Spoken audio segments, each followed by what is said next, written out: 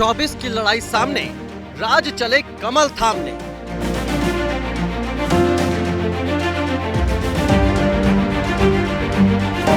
महाराष्ट्र में सियासी बखेड़ा आगे आगे होगा खेला। साइकिल के साथ हाथ, छोड़ो कल की बात।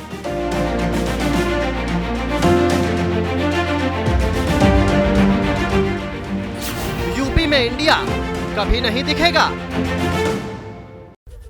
अब चंडीगढ़ में मेयर चुनाव को लेकर सुप्रीम कोर्ट में सवाल जवाब के बाद, पूरी खबर बताने के बाद आपको लिए चलते हैं उत्तर प्रदेश और महाराष्ट्र। 2024 चुनाव की घड़ियां जैसे जैसे नजदीक आती जा रही हैं, वैसे वैसे राजनीतिक पार्टियां जोड़ तोड़ की खबरें उनके अंदर से आती जा रही हैं। खबर पक्की होती जा रही है। महाराष्ट्र में एक बार फिर से कोई बहुत बड़ा खेला होने जा रहा है। दूसरी तरफ उत्तर प्रदेश में इंडिया गठबंधन की खटपट अब खुलकर सामने आ गई है। राहुल गांधी की भारत जोड़ो न्याय यात्रा के बीच अखिलेश यादव ने ऐसा फैसला लिया है जिससे इंडिया की मुसीबत और 100 गुनी बढ़ती हुई नजर आ रही है। इन दोनों ही खबरों की सियासी नब्ज टटोलने के लिए हमारे साथ हमारे दो वरिष्ठ सहयोगी जुड़ेंगे। कौन कौन जुड़ रहा है हमारे साथ? नीरज पांडे दिख रहे हैं आपको स्क्रीन पर, और आशीष कुमार सिंह न्यूज रूम से हमारे साथ जुड़ेंगे। जब तक मैं आपको ये सब बता रहा हूं, तब तक मेरे पास एक बड़ी खबर आ गई है। बुलेटिन की शुरुआत उसी बड़े खबर के साथ कर लेते हैं। 24 के लिए एनडीए की एक बड़ी तैयारी है। महाराष्ट्र में एनडीए का बढ़ सकता है कुनबा। एनडीए में शामिल हो सकती है मनसे। सूत्रों के हवाले से यह बड़ी खबर हम आपको बता रहे हैं। राज ठाकरे से मिले हैं आशीष शेलार। करीब 1 घंटे तक हुई है मुलाकात। दिल्ली बुलाए जा सकते हैं राज ठाकरे। बीजेपी के नए बड़े नेताओं से मिल सकते हैं। वो बीजेपी के बड़े नेताओं से मुलाकात हो सकती है। यह बड़ी अपडेट हम आपको दे रहे हैं। सूत्रों के हवाले से बड़ी खबर है कि जो राज ठाकरे हैं, जो मनसे है, अब वो एनडीए में शामिल हो सकती है। आशीष शेलार से मुलाकात हुई। यह मुलाकात करीब 1 घंटे तक चली थी। उसके बाद खबर यह निकल के आई सूत्रों के हवाले से कि दिल्ली बुलाए जा सकते हैं। दिल्ली बुलाए जाएंगे, बीजेपी के बड़े बड़े नेताओं से मुलाकात होगी और तब यह अंदाजा लगाया जा रहा है जैसे एनडीए अपना गठबंधन जो है वो धीरे धीरे दूसरे पार्टियों को शामिल करके और बड़ा करते जा रहा है, तो इससे ये संकेत मिल रहे हैं कि जो एमएनएस है वो शामिल हो जाएगी एनडीए में। अब महाराष्ट्र का खेला कैसे बाकी है, कैसे, वो हम आपको बताने जा रहे हैं। कैसे एनडीए में शामिल बीजेपी के नेता के साथ क्या है अटकलें ये लगाई जा रही हैं कि जो एमएनएस है, जो मनसे है, वो एनडीए में शामिल होगी। कैसे होगी? तो बीजेपी नेता के साथ 1 घंटे तक बैठक चली है, उसी के बाद ये कयास लगाए जा रहे हैं। आगे क्या संकेत कैसे मिल रहे हैं? अटकलें ये हैं कि उद्धव का भी मन डोल रहा है, क्योंकि उन्होंने कहा था हम मोदी के कभी दुश्मन नहीं थे। 4 फरवरी का ये बयान है। उसके बाद से ये सब कुछ कयासों का बाजार गर्म हो गया। अशोक चौहान 12 फरवरी को कांग्रेस छोड़कर बीजेपी में शामिल हो गए। तो ये कुछ ऐसे संकेत हैं जिनसे पता चलता है कि महाराष्ट्र में अभी खेला होना बाकी है। नीरज पांडे के पास सीधे लिए चलते हैं। जो संकेत आ रहे हैं नीरज, इससे साफ यही पता चलता है कि महाराष्ट्र में अभी खेला होना बाकी है। निश्चित रूप में महाराष्ट्र में अभी 2 ऐसे दल हैं जो भारतीय जनता पार्टी की विचारधारा के तो हैं, लेकिन वो उनसे अलग है। एक शिवसेना जो उद्धव ठाकरे की पार्टी और एक मनसे। तो मनसे से फिलहाल आशीष शेलार ने मुलाकात की है और माना यह जा रहा है कि राज ठाकरे जो हमेशा आप देखें अपने बयानों से नरेंद्र मोदी का सपोर्ट करते रहे, और एक समय तो ऐसा था कि कहा जाता था कि नरेंद्र मोदी और राज ठाकरे की दोस्ती इस लेवल की थी कि उनका इक्वेशन हमेशा एक दूसरे के प्रति अच्छा रहता था। हमेशा जब भाजपा के लोग भी नरेंद्र मोदी का विरोध करते थे और उनके नाम को लेकर मुखरता से बात रहे, तब उस समय भी राज ठाकरे नरेंद्र मोदी का बखान करते थे और उनकी पैरवी करते थे, और हमेशा गुजरात जाकर वो मिलते भी थे। तो राज ठाकरे और नरेंद्र मोदी का जो इक्वेशन है बहुत पुराना है, और इसीलिए ये माना जा रहा है कि मनसे जो राज ठाकरे की पार्टी है उसका कहीं ना कहीं एनडीए में वो शामिल हो सकती है। या एक चर्चा ये भी है कि हो सकता है कि मनसे का विलय भी भारतीय जनता पार्टी में हो जाए। तो दोनों चर्चाएं हैं। अब देखना यह होगा कि ये किस लेवल पर तय होता है, क्या एनडीए में वो शामिल होते हैं या उनकी पार्टी का विलय। लेकिन ये जरूर है कि लोकसभा चुनाव से पहले कुछ बड़ा खेला होने वाला है। नीरज, आप हमारे साथ बने रहिए। एक बड़ी अपडेट आ रही है, वो मैं बता देता हूं। राज ठाकरे के मुद्दे पर शंभू राज देसाई का बयान आया है। राज ठाकरे आते हैं तो अच्छा है, बीजेपी का नारा अब की बार 400 पार है, ये शंभूराज देसाई ने दोहराया। सभी सहयोगी इस पर काम कर रहे हैं। शिंदे गुट के शिवसेना के नेता हैं शंभूराज देसाई, और उन्होंने ये बयान दिया है कि अगर राज ठाकरे आते हैं तो उनका स्वागत है, क्योंकि 400 पार जाना है तो उनका साथ भी चाहिए। अब हम आपको वो बयान सुना देते हैं।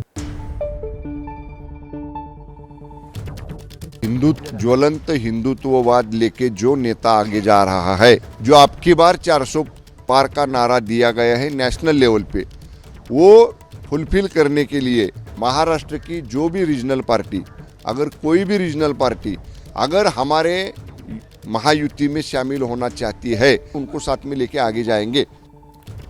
अब मैं आपको कुछ सवाल जवाब बताने जा रहा हूं, कुछ गुणागणित समझाने जा रहा हूं कि अगर एनडीए में मनसे यानी महाराष्ट्र नवनिर्माण सेना अगर आ जाती है तो क्या क्या होने वाला है। सवाल यह है कि राज ठाकरे को इससे क्या फायदा होगा। जवाब यह है कि मनसे मजबूत होगी, जो इनकी पार्टी है उसको मजबूती मिल जाएगी, क्योंकि सत्ताधारी दल के साथ ये रहेंगे और 24 के चुनाव की राह भी और ज्यादा आसान हो जाएगी। सवाल यह है कि बीजेपी को इससे क्या मिलेगा, क्योंकि ये जा रहे हैं एनडीए में, अगर शामिल होते हैं तो हिंदुत्व की छवि और मजबूत हो जाएगी महाराष्ट्र में। अगला सवाल क्या है कि इंडिया की कैसी मुसीबत बन जाएगी और महाराष्ट्र में लड़ाई और कमजोर होगी। पहले जैसे देखा जा रहा है जो इंडिया की हालत है वो कमजोर होती जा रही है। अब चलते हम आशीष कुमार सिंह के पास, वो लगातार हमारे साथ बने हुए हैं। आशीष, अगर ये भी शामिल हो जाते हैं तो इंडिया को पिछले दिनों ही झटका लगा है। जी हाँ, बिल्कुल, ये तो बहुत बड़ा जोल्ट हो जाएगा महाराष्ट्र में। देखिए, उद्धव ठाकरे के बारे में अभी भी ये कहा जाता है विवेक कि उद्धव ठाकरे को लेकर के लोगों के मन में सिंपैथी है कि बाला साहब ठाकरे के बेटे, भले ही उनसे एक बड़ा फैक्शन टूट करके आधिकारिक तौर पर उस सिंबल के साथ शिवसेना बन गया हो, लेकिन लोगों की कहीं ना कहीं सिंपैथी रहती है। ऐसे में अगर राज ठाकरे को भी ज्वाइन करा लिया जाता है, हम में से कोई नहीं भूला है कि अगर उद्धव ठाकरे उनके बेटे थे तो राज ठाकरे आखिर बाला साहब ठाकरे के लिए क्या थे। तो मुझे लगता है कि वही फैक्टर उनके साथ भी काम करता है। हिंदुत्व को हिंदुत्व से काटने में बल मिलेगा इंडिया अलायंस को महाराष्ट्र में, और इंडिया अलायंस के लिए डेफिनेटली आप बिल्कुल ठीक कह रहे हैं। महाराष्ट्र में तो क्या, मुझे लगता है कि पूरे राज्य, माफ कीजिएगा, देश स्तर पर हम कह सकते हैं कि एक और बड़ा झटका इंडिया अलायंस को जरूर लगेगा। यूपी में इंडिया में खटपट है, अखिलेश और राहुल में बात नहीं बनी है। राहुल गांधी की जो भारत जोड़ो न्याय यात्रा है उस पर जाने के सवाल पर अखिलेश ने यह कहा कि पहले कांग्रेस एसपी में सीटों पर सहमति बने। अपना प्रस्ताव कांग्रेस को भेजा है, अखिलेश यादव ने यह कहा। प्रस्ताव पर कांग्रेस के जवाब का इंतजार है। तो यह खटपट अब सबके सामने आती जा रही है कि पहले सवाल के जवाब पर उन्होंने कहा कि सीट शेयरिंग होती रहेगी, मैं भारत जोड़ो न्याय यात्रा में शामिल होऊंगा, लेकिन अब उत्तर प्रदेश में जब यात्रा आ गई है, जब परीक्षा की घड़ी है, जब सहमति दिखाने का वक्त है, तो उस समय अखिलेश यादव ने यह साफ कह दिया है कि पहले कांग्रेस और समाजवादी पार्टी में सीटों पर सहमति बने, तब फिर आगे बात होगी, यात्रा में शामिल होंगे। बयान सुनाते हैं आपको। अभी बातचीत चल रही है, कई दौर में बातचीत हो चुकी है, कई सूचियां उधर से आई, सूची इधर से भी गई। जिस समय सीटों का बंटवारा हो जाएगा, समाजवादी पार्टी उनकी न्याय यात्रा में शामिल हो जाएगी। तो ये बयान हमने आपको सुना दिया। इस बीच एक और बड़ी अपडेट आ गई है। यूपी में कांग्रेस के लिए एक बहुत बड़ी मुसीबत है। 11 सीटों पर आज समाजवादी पार्टी ने अपने उम्मीदवार उतार दिए हैं। कांग्रेस से पेच को सुलझाए बिना यह लिस्ट जारी कर दिया है। गाजीपुर से अफजाल अंसारी को टिकट मिला है। मुजफ्फरनगर से हरेंद्र मलिक का नाम इसमें सामने आया है। तो 11 सीटों पर आज एसपी ने अपने उम्मीदवार उतार दिए हैं। आशीष कुमार सिंह, इससे साफ पता चलता है कि भले ऊपर ऊपर कितना भी कहें, लेकिन यह क्लियर हो गया है कि संभावना इस बात की कही जा सकती है, जताई जा सकती है कि समाजवादी पार्टी लोकसभा चुनाव में अकेले जाए। देखिए, इस बात की तो प्रबल संभावना उसी दिन बन गई थी जिस दिन हमने प्रभारी महासचिव जो कांग्रेस पार्टी के हैं उत्तर प्रदेश के, उनसे बात करके ये बड़ी ब्रेकिंग न्यूज़ दी थी अपने व्यूअर्स को कि बीएसपी के साथ जाने या दूसरे रीजनल पार्टीज के साथ जाने की भी दरवाजे कांग्रेस ने खोल रखे हैं। अगर समाजवादी पार्टी के साथ सीट शेयरिंग की जो टॉक्स हैं वो डीरेल हो जाती है, तभी इस बात के संकेत मिल गए थे कि सब कुछ ठीक नहीं, और 11 सीट का जो फॉर्मूला था, जो सपा ने अपनी तरफ से ऐलान किया था, उसको कांग्रेस पहले ही रिजेक्ट कर चुकी थी। अखिलेश यादव का बयान देखें, मुझे लगता है विवेक उसका लार्जर क्रेडिट तो एबीपी न्यूज को जाता है। तब तक अखिलेश यादव को पता ही नहीं था कि ना तो अमेठी राहुल गांधी लड़ना चाहते हैं और ना ही सोनिया गांधी रायबरेली से हटकर राज्यसभा जाएंगी, और ना ही ये पता था कि प्रियंका गांधी लोकसभा चुनाव नहीं लड़ेंगी। ये तीनों बड़ी खबरें एबीपी न्यूज पे हमने ब्रेक की। और ऐसी सूरत में आप खुद सोचिए कि रायबरेली और अमेठी, वो दो सीट जो समाजवादी पार्टी पारंपरिक तौर पर कांग्रेस के लिए छोड़ती रही है, जब उनको ये पता चल रहा है कि गांधी परिवार वहां उतर ही नहीं रहा, तो वहां प्रचार करने क्या जाएंगे। रही बात सीट शेयरिंग की, तो बिल्कुल ठीक है, जब तक सीट शेयरिंग हो नहीं जाती तब तक अखिलेश यादव वहां जाके अपनी फजीहत क्यों कराएंगे। और इससे साफ पता चल रहा है, संदेश साफ जा रहा है कि अगर ये लोग अलग होते हैं तो बहुत कठिन है राह 2024 की। अखिलेश के बयान के बाद कांग्रेस एक्टिव हो गई है। सुप्रिया श्रीनेत ने डैमेज कंट्रोल किया है और कहा है कि गठबंधन के प्रति ईमानदार हैं अखिलेश। सीट शेयरिंग पर बात जारी है। सुप्रिया श्रीनेत ने यह कहा है अखिलेश यात्रा में शामिल होंगे। नीरज पांडे हमारे साथ जुड़े हुए हैं। अखिलेश, ये माफ कीजिए नीरज पांडे, ये दिखावे का रिश्ता कब तक चलेगा? इससे फायदा सीधा बीजेपी को होगा। देखिए, जैसे जैसे चुनाव नजदीक आएंगे बहुत सारी ऐसी चीजें आपको सामने देखने को मिलेंगी, क्योंकि राजनीति में हर राजनेता, हर राजनीतिक दल अपने फायदे के लिए काम कर रहा होता है। अखिलेश यादव को भी मालूम है कि 80 लोकसभा की सीटें हैं उत्तर प्रदेश की, उनमें कांग्रेस की क्या हैसियत है, उनकी क्या हैसियत है, दोनों लोगों को बहुत अच्छे से मालूम है। पिछला लोग कांग्रेस के साथ अगर वो जुड़ते हैं तो दोनों का फायदा है, कांग्रेस का भी फायदा है और सपा का भी फायदा है। लेकिन अखिलेश इस लेवल पर जाकर नहीं जुड़ेंगे कि उनको 10 से या 11 से ज्यादा सीटें छोड़नी पड़े, क्योंकि अखिलेश को मालूम है कि उत्तर प्रदेश में भारतीय जनता पार्टी के बाद जो सबसे बड़ा स्टेक है वो समाजवादी पार्टी का है।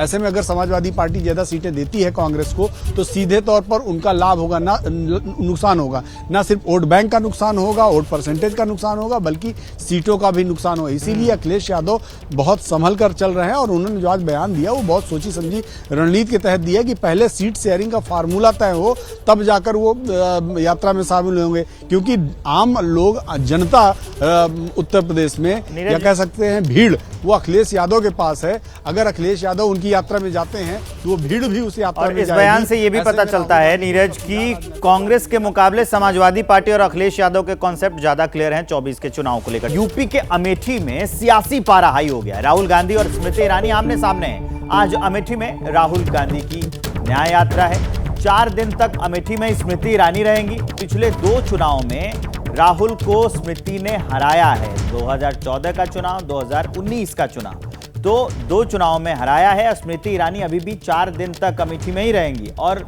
वहीं पर अब क्योंकि राहुल गांधी की भारत जोड़ो न्याय यात्रा उत्तर प्रदेश में है, तो आज उनकी भारत जोड़ो न्याय यात्रा अमेठी में है और वहीं पर स्मृति ईरानी भी हैं। तो ये दोनों आमने सामने हो गए हैं। अब चलिए आगे बढ़ते हुए हम आपको यह बताने जा रहे हैं कि राहुल गांधी पिछले 5 सालों में अमेठी कितनी बार आए हैं, अमेठी का कितनी बार उन्होंने दौरा किया है। कब कब आए थे वो हम आपको डेट के साथ बता सकते हैं। पहला दौरा है 10 जुलाई 2019 को, दूसरा दौरा उन्होंने किया 18 दिसंबर 2021 को, तीसरा दौरा हुआ 25 फरवरी 2022 को और चौथा दौरा राहुल गांधी का हुआ 19 फरवरी 2024 को। तो 5 सालों में ये सिर्फ 4 बार राहुल गांधी अमेठी में गए हैं।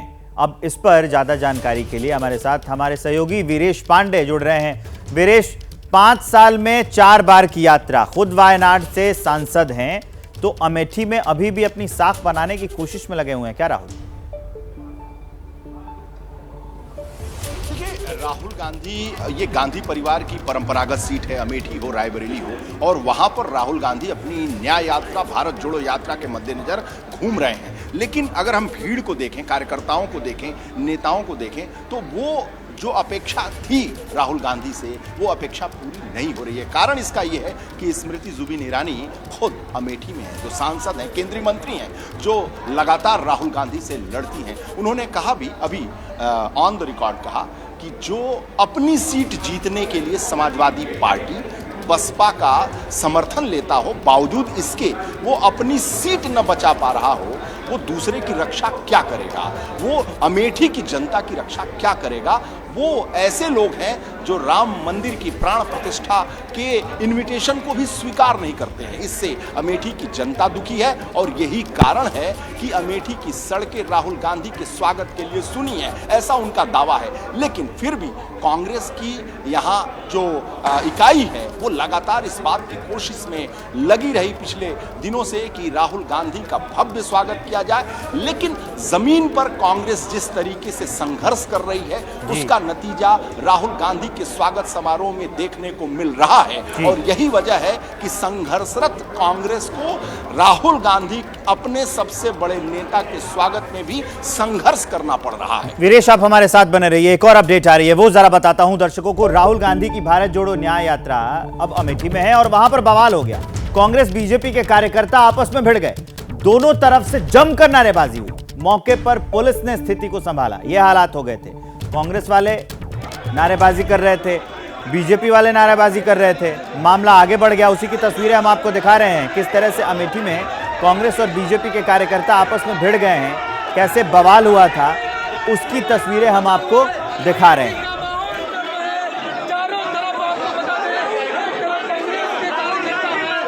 ये नारेबाजी, ये हंगामे की तस्वीरें सामने आई अमेठी से। जब भारत जोड़ो न्याय यात्रा अमेठी में है तो बीजेपी के जो और कांग्रेस के जो कार्यकर्ता थे वो दोनों आपस में भिड़ गए। अब आगे क्या हुआ, वीरेश पांडे मेरे सहयोगी बताएंगे। रेडी।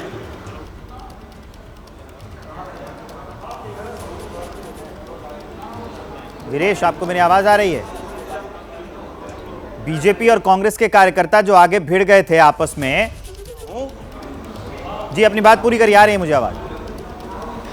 मैं ये कहना चाहता हूं विवेक, मैं ये कहना चाहता हूं कि जब भारतीय जनता पार्टी की सबसे बड़ी नेता इस क्षेत्र के लिहाज से केंद्रीय मंत्री और सांसद मौजूद हैं, दूसरी तरफ कांग्रेस के सबसे बड़े नेता राहुल गांधी, इसी कर्मभूमि उनकी यही है, यहां से वो मौजूद हैं, तो भारतीय जनता पार्टी और कांग्रेस के दोनों कार्यकर्ता और नेता बेहद उत्साहित और इस बात को साबित करने की कोशिश में कि 24 में विजय कौन जी करेगा, किसकी विजय पताका लहरेगी फहरेगी, और इसी की वजह से दोनों तरफ से जोर आजमाइश देखने को मिला। और ये आजमाइश इस लिहाज से इतना आगे बढ़ी कि वो बवाल कह सकते हैं, विरोध इस स्तर तक जाकर पहुंचा। तो ऐसे में मैं ये कह सकता हूं कि स्मृति ईरानी भी आज ही हैं, राहुल गांधी भी अमेठी में आज ही हैं, दोनों शक्ति प्रदर्शन कर रहे हैं। इस लिहाज से शक्ति प्रदर्शन कर रहे हैं कि ये 24 का रिजल्ट क्या होने जा रहा है, क्योंकि 19 में लाख कोशिश के बावजूद भी राहुल गांधी यहां से चुनाव हार गए थे। इसलिए अपनी इज्जत बचानी है, कांग्रेस पार्टी की भी इज्जत बचानी है, साथ ही साथ जो कार्यकर्ता और नेता हैं उनका उत्साह भी बनाए रखना है और इंडिया गठबंधन को भी एकजुट रखना है। बहुत सारे संदेश हैं। बीजेपी के समर्थक, स्मृति ईरानी के समर्थक भी वहां पर पहुंच गए और राहुल गांधी के भी समर्थक पहुंच गए, दोनों में भिड़ंत हो गई। अब आगे एक और बड़ी अपडेट जानिए। राहुल के अमेठी से लड़ने पर सस्पेंस अभी भी बरकरार है। जयराम रमेश ने लड़ने पर खुलकर तो नहीं बोला है। जयराम रमेश ने अमेठी को कांग्रेस के लिए अहम बताया है। अमेठी से कौन लड़ेगा पार्टी तय करेगी, ये जयराम रमेश का बयान सामने आया है। उन्होंने कहा है कि कौन लड़ेगा पार्टी तय करेगी। क्या कहा है पूरा सुनाते हैं आपको बयान। अमेठी में कौन लड़ेगा वो तो सीईसी तय करेगी, पर ये वैचारिक यात्रा है और एक तौर से कहा जा सकता है कि राहुल जी यहाँ 3 बार सांसद भी रहे हैं, 4 बार लड़े हैं, 3 बार सांसद रहे हैं। ये उनका कर्म भूमि है, उनके पिताजी भी यहीं से लड़े थे अमेठी से। तो हमारे कांग्रेस के इतिहास के लिए एक बड़ा महत्वपूर्ण लोकसभा क्षेत्र है।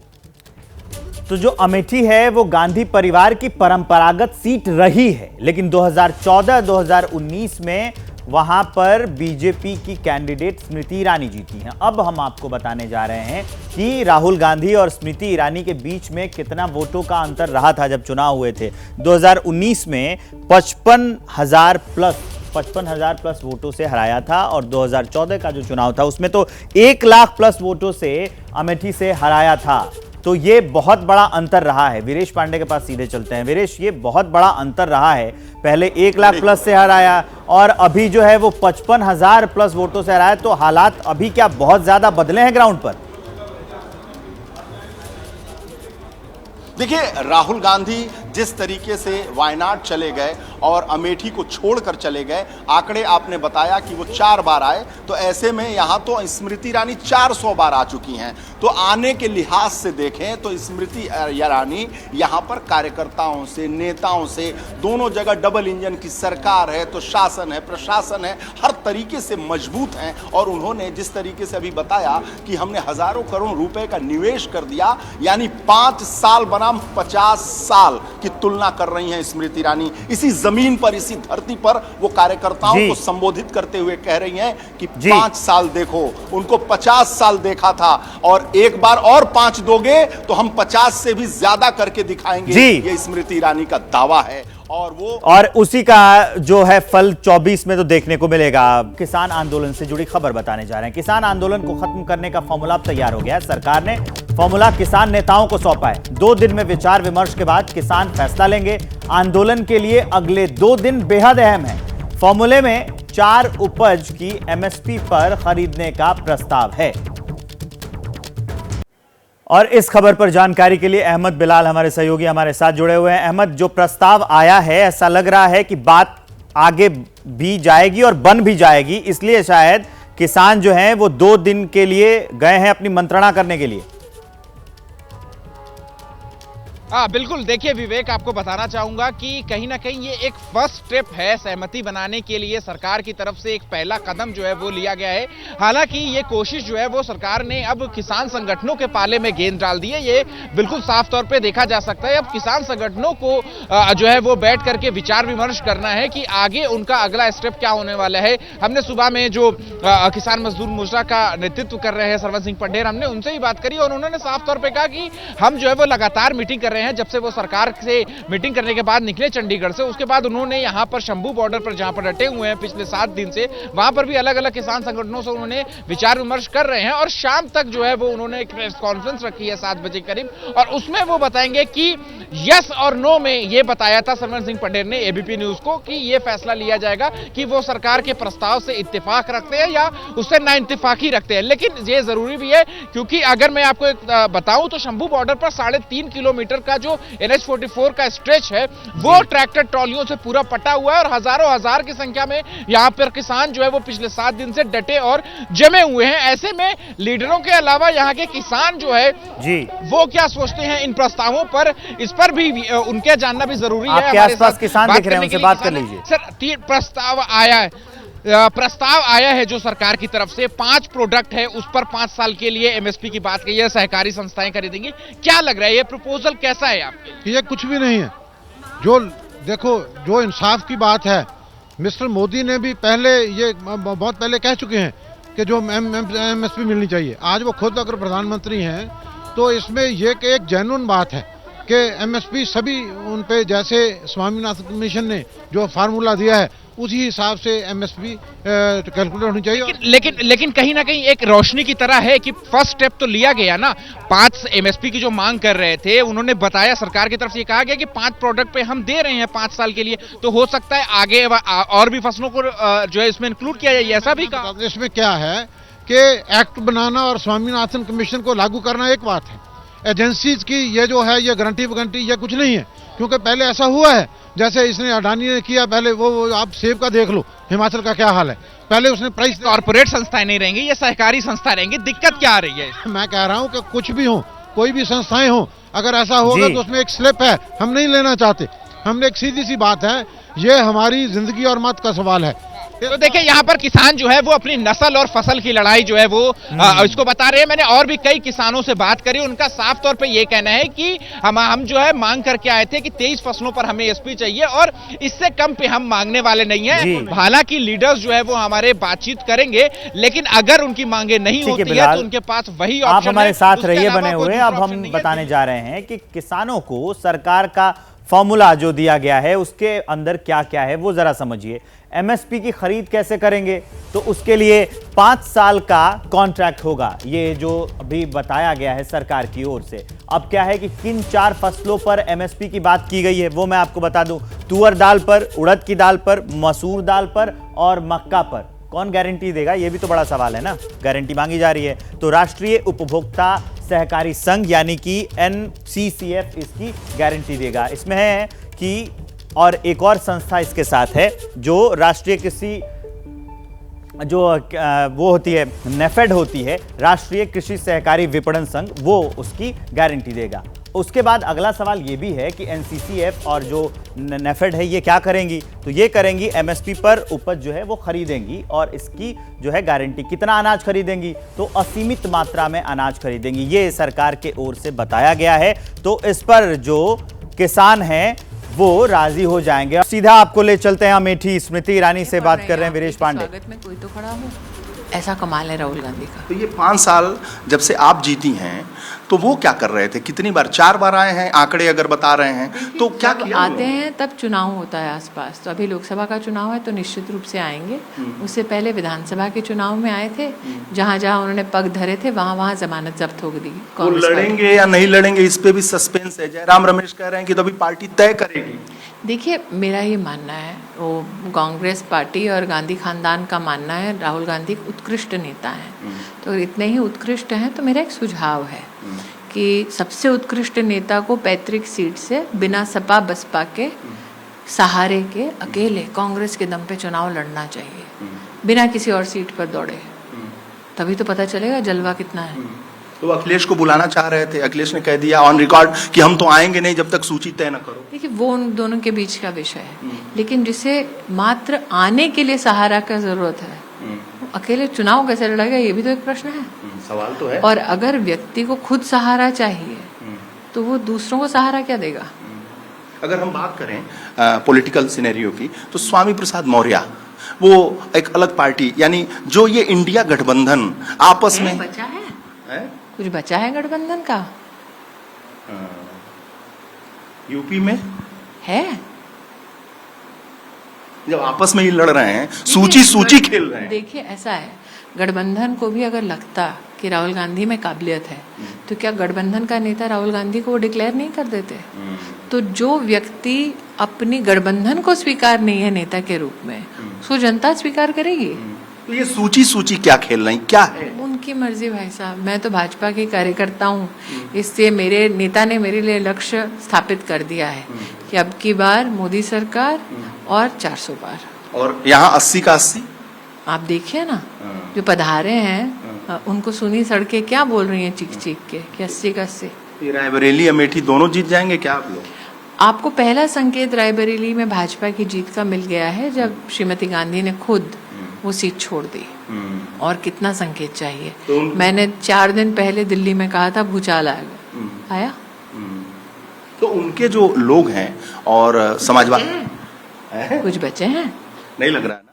बड़ी खबर आ रही है, वो जानिए। संदेश खाली पर राष्ट्रीय महिला आयोग अध्यक्ष रेखा शर्मा का एक बड़ा बयान सामने आया है। रेखा शर्मा ने कहा है कि राष्ट्रपति शासन के बिना कुछ नहीं हो सकता। संदेश खाली की महिलाओं को बुरी तरह से प्रताड़ित किया जा रहा है। रेखा शर्मा ने कहा है कि मेरे सामने महिलाएं रो रही हैं। आज रेखा शर्मा संदेश खाली गई थी, उसके बाद जो उन्होंने वहां देखा, बयान दिया है उन्होंने कि संदेश खाली की महिलाओं को बुरी तरह से प्रताड़ित किया जा रहा है। उनके सामने महिलाएं रो रही थी।